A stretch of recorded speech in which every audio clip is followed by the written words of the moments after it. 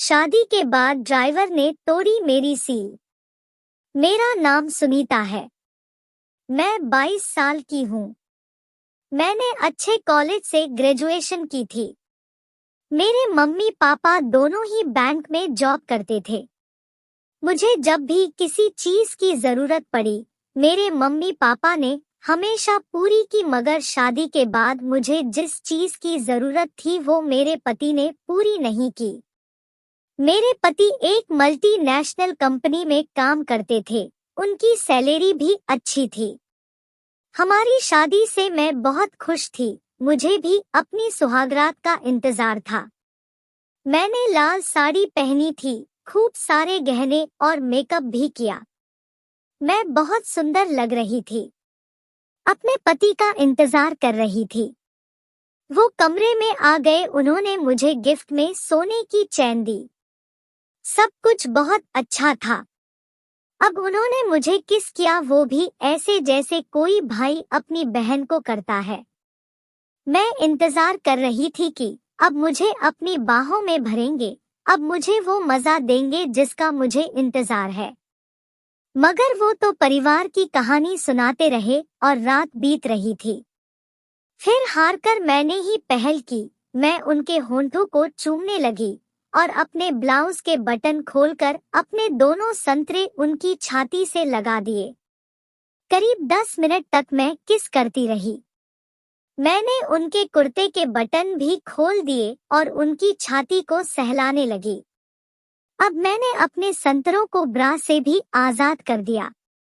मैं अपने संतरों को उनके मुंह पर रगड़ने लगी। अब मेरी चिड़िया भी गीली हो गई थी। मेरे अंदर खुदने की इच्छा और जोर से हिलोरे ले रही थी। अब तो मैं बस खुदना चाहती थी। मैं अपने होश खो रही थी। मैंने खुद ही अपना पेटीकोट भी खोल दिया और पैंटी भी नीचे सरका दी। अब तो बस पति का नागराज चाहती थी। मैंने उनके अंडरवियर में हाथ डाला तो अंदर छोटा सा ढीला सा नागराज था। मैंने कहा, ये क्या है? मेरे बहुत पूछने पर वो बोले, मुझे माफ कर दो, मैं सेक्स नहीं कर सकता। मैं नामर्द हूँ। मैं तुम्हें सेक्स का सुख नहीं दे सकता। ये सुनते ही मैं तो बौखला गई। सामान इधर उधर फेंकने लगी। मैं जोर जोर से रोने लगी। तभी मेरी सास की आवाज आई, बेटा क्या बात है? मैं चुप हो गई। मेरे पति बोले, देखो मैं तुम्हें बहुत खुश रखूंगा, और रही बात सेक्स की तो उसके लिए तुम्हें पूरी छूट है। तुम जिसके साथ भी चाहो कर सकती हो, जो तुम्हें पसंद हो। मैं बाहर ये सब करने का सोच भी नहीं सकती और वापस भी नहीं जा सकती, क्योंकि मेरे मम्मी पापा जीते जी मर जाते। अभी मेरे पति के पास 5 दिन की छुट्टी थी, मगर वो मुझे सुख नहीं दे सके।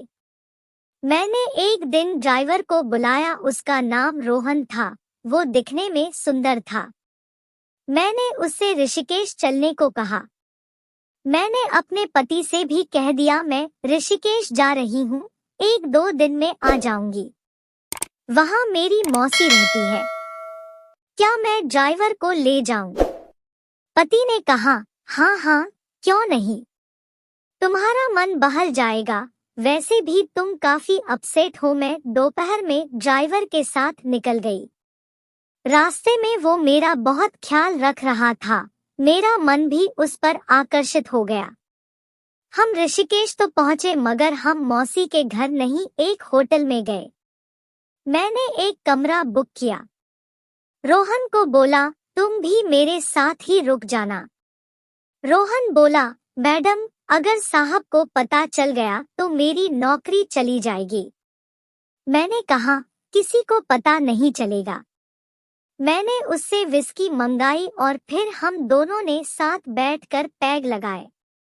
मैंने पिंक कलर की नाइटी पहन रखी थी, जो मेरे बदन से चिपकी हुई थी। अंदर मैंने कुछ नहीं पहना था। मेरे संतरे साफ दिखाई दे रहे थे। रोहन मुझे घूर कर देख रहा था। मैं उसकी नजरें पहचान गई। अब हम दोनों नशे में थे। मैंने उसे अपनी तरफ खींच लिया और उससे चिपक गई। फिर रोहन भी जोश में आ गया। उसने मुझे कसकर पकड़ लिया और चूमना शुरू कर दिया। वो मेरे होंठों पर किस करने लगा और हाथ से मेरे संतरे को दबाने लगा।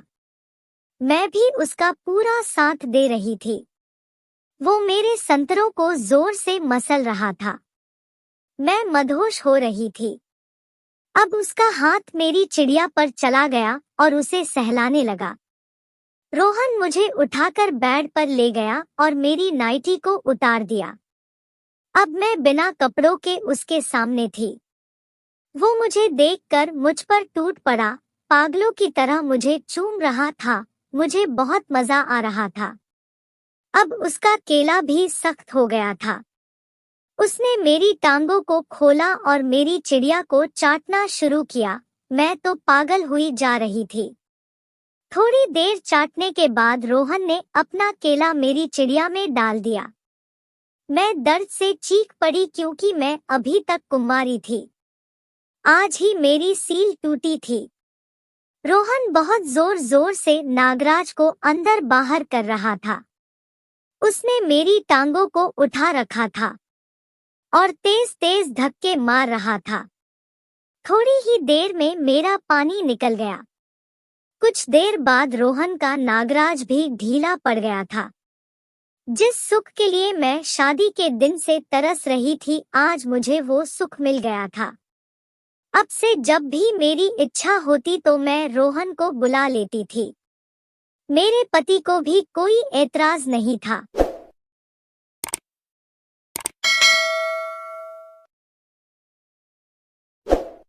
बुआ के घर फूफा ने तोड़ी मेरी सील। मेरा नाम रेनू है। मेरी उम्र 22 साल है। मेरे परिवार में मम्मी पापा, 2 बहनें और 1 भाई है। मेरे पापा सब्जी की दुकान चलाते थे। समय मिलने पर मेरी माँ भी उनकी मदद करती थी। एक दिन मेरे फूफा जी घर आए। हम काफी समय के बाद उनसे मिल रहे थे। फूफा जी ने मुझे देखकर कसकर गले लगा लिया। उन्होंने इतनी जोर से मुझे पकड़ रखा था जिससे मेरे संतरे उनकी छाती से दब रहे थे। वो कसकर मुझे पकड़े हुए थे और मेरी कमर पर अपना हाथ फेर रहे थे। फूफा जी बोले, अरे रेनू तो बहुत बड़ी हो गई है, इतनी जल्दी जवान हो गई।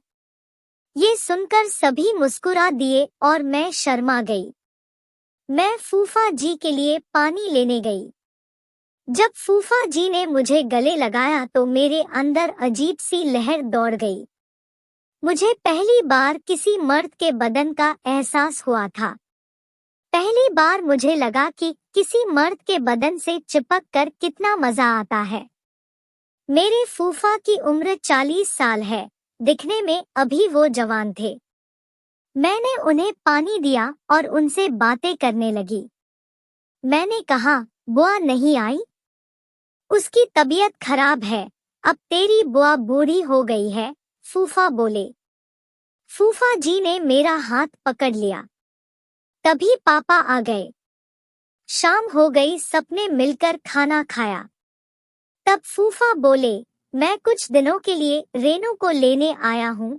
आपकी बहन की तबीयत ठीक नहीं है।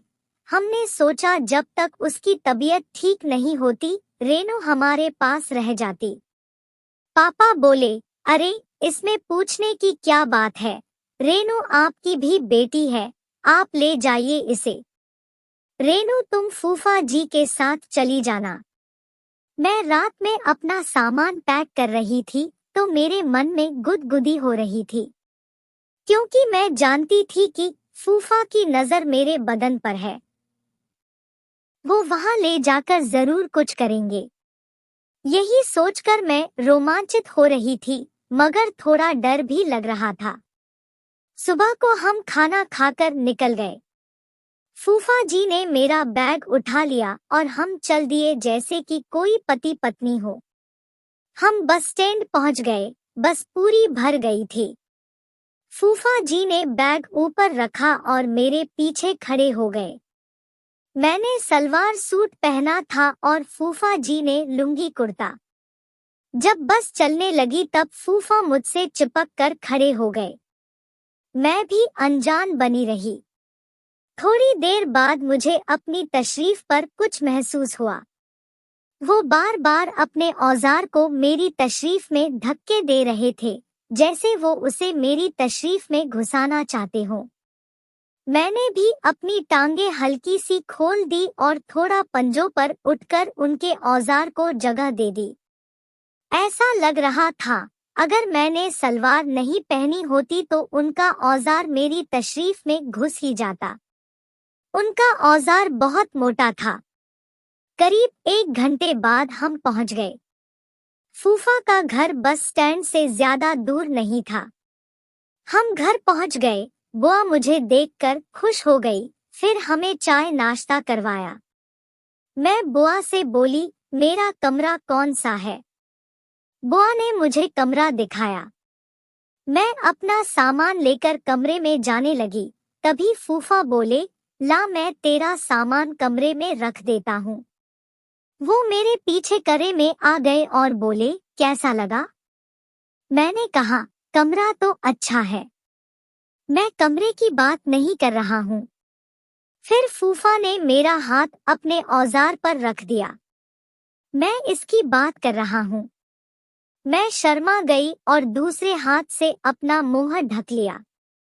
फूफा ने दोनों हाथों से मुझे गोदी में उठाकर बेड पर लिटा दिया और मेरे ऊपर आ गए।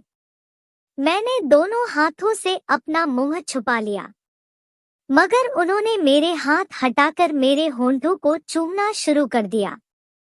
इतने में बुआ की आवाज आ गई। फूफा जल्दी से उठे और हम नीचे चले गए। मैं बहुत खुश थी क्योंकि फूफा मेरे लिए पागल थे। मुझे मजा आ गया। दोपहर को खाना खाकर मैं अपने कमरे में चली गई। मौका मिलते ही फूफा भी वहां आ गए। आते ही उन्होंने कमरा बंद कर दिया और मुझे पकड़कर चूमना शुरू कर दिया। मैंने कहा, बुआ आ जाएंगी। वो बोले, नहीं आएगी, पड़ोस में गई है, 1 घंटे से पहले नहीं आएगी। ये कहकर उन्होंने मुझे बेड पर गिरा दिया और मेरे होंठों को चूमना शुरू कर दिया। मैं भी उनका साथ दे रही थी। अचानक से उन्होंने अपना हाथ मेरी सलवार में डाल दिया। मैंने पैंटी नहीं पहनी थी नहाने के बाद। उनका हाथ सीधा मेरी चिड़िया पर लगा। वो मेरी चिड़िया को मसल रहे थे। पहली बार किसी मर्द का हाथ मेरी चिड़िया को मसल रहा था। देखते ही देखते फूफा ने मेरे सारे कपड़े उतार दिए और खुद भी नंगे हो गए। मुझे उनके सामने शर्म आ रही थी। मैंने अपना चेहरा छुपा लिया और टांगे भींचकर अपनी चिड़िया को छुपाने की कोशिश कर रही थी, मगर उन्होंने मेरी टांगों को खोल दिया और मेरी चिड़िया को देखने लगे। फिर मेरी चिड़िया को चाटने लगे। ये एहसास मुझे पहली बार हो रहा था। मैं भी मजे लेने लगी। काफी देर चाटने के बाद उन्होंने अपना औजार मेरी चिड़िया पर टिका दिया और बोले, थोड़ा दर्द होगा, मगर तू मेरा साथ देना। मैंने हाँ कर दी। वो अपना औजार मेरी चिड़िया पर रगड़ने लगे और एक धक्का मारा तो मेरी जान निकल गई। उनका पूरा औजार मेरी चिड़िया में घुस गया। मैं तड़प उठी। उन्होंने अपने हाथ से मेरा मुंह बंद कर दिया, जिससे मेरी चीख ना निकल जाए। वो धक्का मारते रहे और मुझे चूमते रहे। मुझसे दर्द सहन नहीं हो रहा था, तो वो कुछ देर मेरे ऊपर ऐसे ही लेटे रहे। जब मेरा दर्द कम हुआ तो धीरे धीरे उन्होंने अपने औजार को मेरी चिड़िया में चलाना शुरू कर दिया। अब मुझे मजा आने लगा था और मैं भी उनका साथ देने लगी खुदाई में। वो तेजी से मेरी चिड़िया मार रहे थे। 10 मिनट बाद उनका सारा माल निकल गया। उस दिन फूफा ने मेरी सील तोड़ी। जब तक मैं उनके घर रही उन्होंने मुझे खूब खोदा।